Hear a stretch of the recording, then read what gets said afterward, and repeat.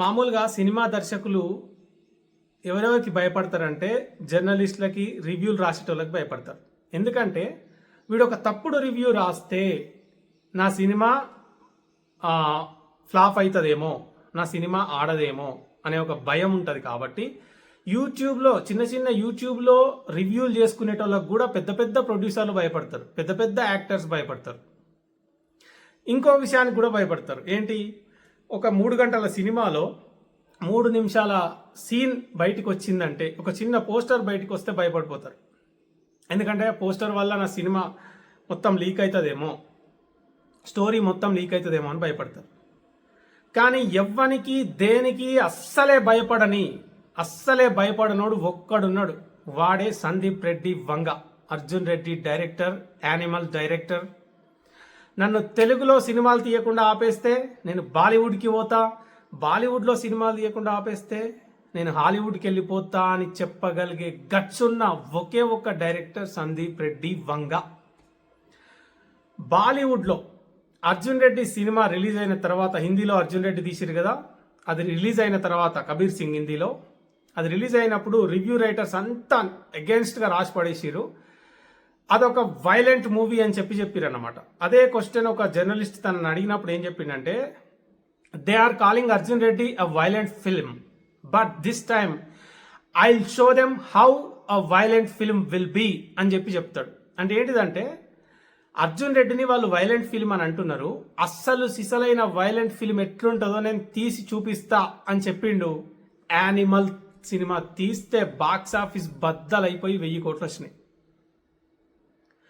Animal release అయినప్పుడు కూడా అడ్డగోల్ negative reviews రాసిరు. ఎంత దిగజారిందంటే బాలీవుడ్ వాళ్ళు, పిఆర్ టీం కావచ్చు, బాలీవుడ్ వాళ్ళు మన తెలుగు వాళ్ళు అంటే వాళ్ళకి నచ్చదు టాలీవుడ్ అంటే. ఎందుకంటే ఇప్పుడు మనమే రూల్ చేస్తున్నాం వాళ్ళని, ఏదో రకంగా తొక్కేయాలని పిఆర్ టీంలు పెట్టుకొని మరి నెగిటివ్ ప్రచారం చేస్తుంటారు. అట్లాంటి బాలీవుడ్ ఇండస్ట్రీ యానిమల్ రిలీజ్ అయినప్పుడు అత్యంత వరస్ట్ రివ్యూస్ అన్నీ ఇచ్చిర్రు.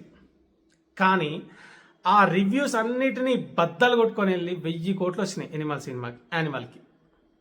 అయితే ఇప్పుడు రీసెంట్గా తను ప్రభాస్తో స్పిరిట్ని అనౌన్స్ చేసి ఆల్మోస్ట్ 2 years అయిపోయింది. షూటింగ్ స్టార్ట్ కావాల్సి ఉంది.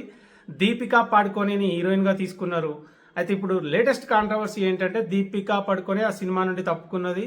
నేను daily working hours 6 or 8 working hours మాత్రమే నేను వర్క్ చేస్తా, నాకు 20 కోట్ల రెమ్యునరేషన్ కావాలి, స్పిరిట్ ప్రాఫిట్ షేరింగ్లో నాకు షేర్ కావాలి అని చెప్పి ఆమె పెట్టిన కండిషన్స్ ఏవైతే ఉన్నాయో అవన్నీ కూడా సందీప్ రెడ్డి వంగ ఆయనకు నచ్చలేదో ఏమైందో, ఇద్దరికి గ్యాప్ వచ్చింది. సరే, అది మొత్తం క్యాన్సిల్ అయిపోయింది. ఆమె ఆ మూవీ నుండి బయటకు వచ్చింది దీపికా పడుకొని.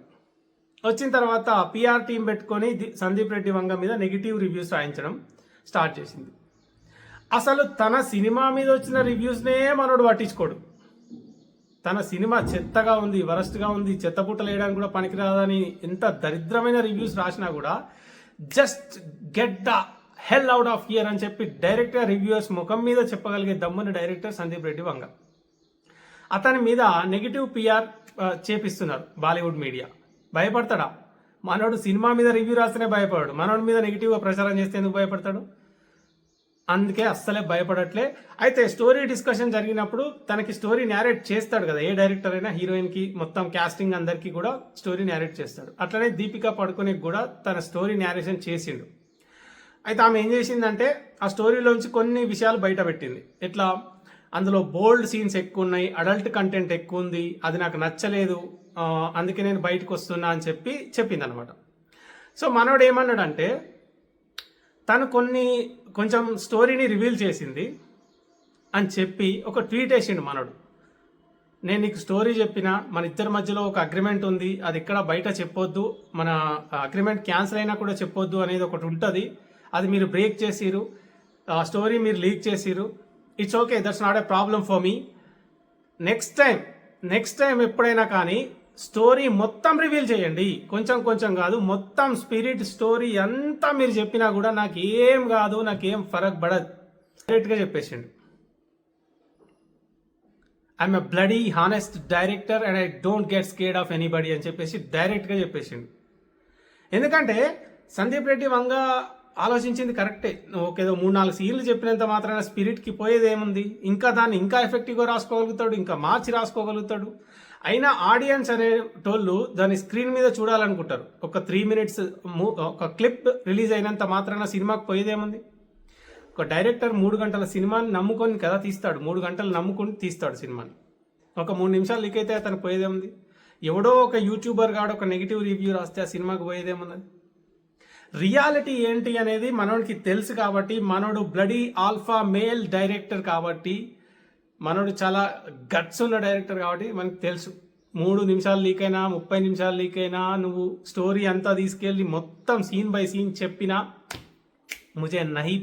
ముజే ఫరక్ నహీ పడతా అని చెప్పేసి డైరెక్టర్ చెప్పేసిండు, నాకు ఫరక్ పడదు అని. రామ్ గోపాల్ వర్మ తాత లెక్క మోపోయిండు సందీప్ రెడ్డి వంగ. బాలీవుడ్